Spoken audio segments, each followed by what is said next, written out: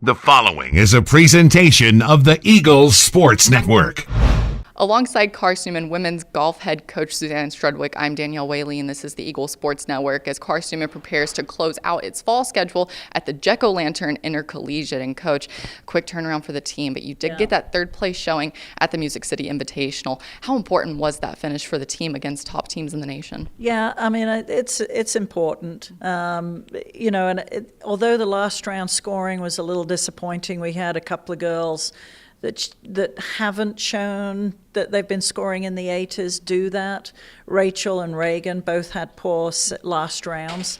The green speeds got really quick. They were rolling at about a 13, which is really fast. They just weren't used to that, and I think it kind of got to them a little bit that second day. So that's something that we definitely talked about, and our goal is always to actually play better on the last day and not increase the score but lower. So we did our average 305 I think on the first day, but we bumped up to 312 for our team score on the last day, which was a little disappointing, but we did nudge out and move up one spot, so we finished third. So again, we'll take it, no harm done, but definitely not what we should have done.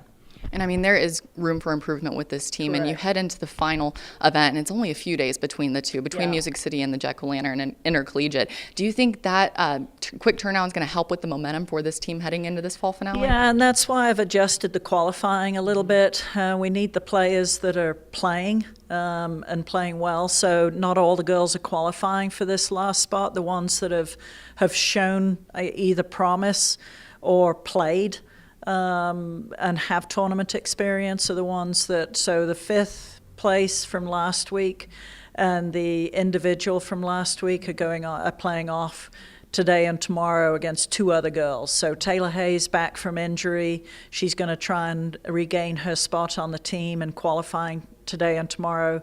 And then Matilda, I've put her in. She's been knocking on the door. She's only qualified for the one event, the Bob Dibble, but she's shown enough promise and she has tournament experience. And so I don't want to, knock her out if she can qualify for that individual spot for the last event. So a little bit different. The girls, are a little disappointed, some of them, in the way that I've done that, but we've had enough opportunities now to really start to see who are the ones that are playing well, who are the slight separation, and we need the best girls playing. So keep that momentum going into the last event, finish strong, and then hopefully have a good Christmas break leading into the spring.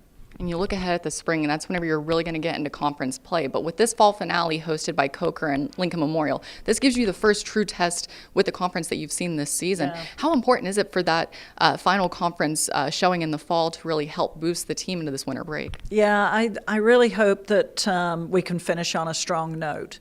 That the girls understand that where their position is regionally, we're ranked 10th, that's a good high position for us, and it's one that we want to obviously not try and protect, but we want to try and improve. I definitely think we're good enough to be, in the conversation as a top 20 team in the country. We just have to go out and do it. And so we can't sit back and rest on what we've done. We've got to keep striving, keep moving forward, keep working at it. And that's what I hope this last event will be, a springboard into the remainder of the year. And their Christmas break, they won't slack off, that they'll be working hard. And how nice is it to take this event and really assess where you stand with the conference? I mean, you are, like you mentioned, the high standings in the region are great, but to have that conference, because the conference tournament is looming, even though it's months away, how important is it for the girls to see where they stand against girls they'll be seeing later on? Yeah, and Wingate, Lenore, Ryan are still very strong teams. Anderson are very high. So those three teams are pretty much our top rivals in the conference, and so we've got to keep working at it. I mean, we need to, use the success that they've had and say, hey, we're good enough. We can be there too. Coach, best of luck as you head into the Jekyll-O-Lantern Intercollegiate, and thank you so much for your time. Thank you so much. She is Coach Suzanne Strudwick. I'm Danielle Whaley, and this is the Eagle Sports Network.